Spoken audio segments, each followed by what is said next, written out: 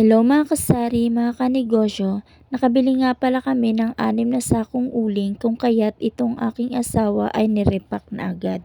Yung dati niyang nirepack ay naubos na, kaya ilang araw na wala kaming tindang uling. Kung dati ako yung nag-repack, ngayon siya na lang daw ang mag-repack ng uling. Siguro concern lang siya sa aking kalusugan, sana all. Kaya sabi ko ako na lang ang magtatali para mabilis ang ating trabaho. At yan, minamadali na ng inyong tindera ang pagtatali at pagsasaayos ng uling. Nilalagay ko nga pala sa malaking plastic, bandilan kung tawagin daw yan. Kaya nilalagay ko sa malaking plastic ay para kahit naka-stock siya ay naka-arrange pa rin. Tulad ng nakikita nyo, ayan o, naka-arrange siya at sunod-sunod siya. Sa 6 na sako na nabili namin ay 5 lang ang aming inirepack para kapag may naganap ng 1 sako ay meron kaming maibigay. At eto, tapos na. Marami na ulit kaming stock.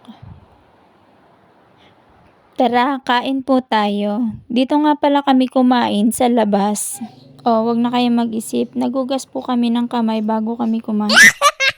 Dito lang naman din yan sa harap ng aming tindahan. Pagkatapos nga namin kumain dyan ay nag-joyride na naman kami. Sa Kalamba naman ang aming punta. Habang binabaybay namin ang kahabaan ng kalsada, umistop nga pala kami dyan para bumili ng mangga. After nga namin bumili, eto, umaura na naman kami. Eto yung kagandahan sa may sariling sasakyan. Pag gusto mong umistop ay makaka-stop ka. Pag gusto mong bumili ay makakabili ka. Pag gusto mo naman mag-CR ay makaka-CR ka naman agad. Sabi ko sa aking asawa, sa tuwing siya ay magdadrive ay mag-iingat siya. Sabi naman niya, sakto lang naman daw ang kanyang takbo. Siguro nga napapraning lang ako.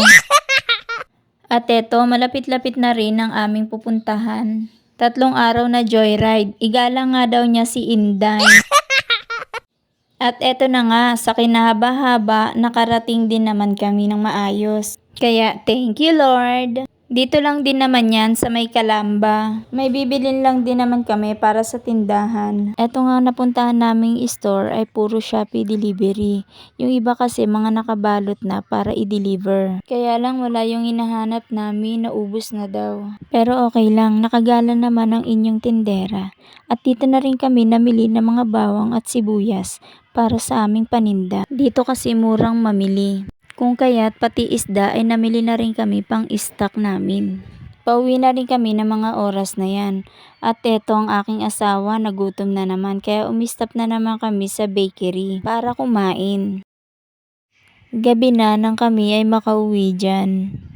Kaya thank you Lord, nakarating kami ng ligtas at maayos sa aming bahay. Tuloy pa rin ang bonding. Thank you din sa aking asawa. Salamat sa panonood.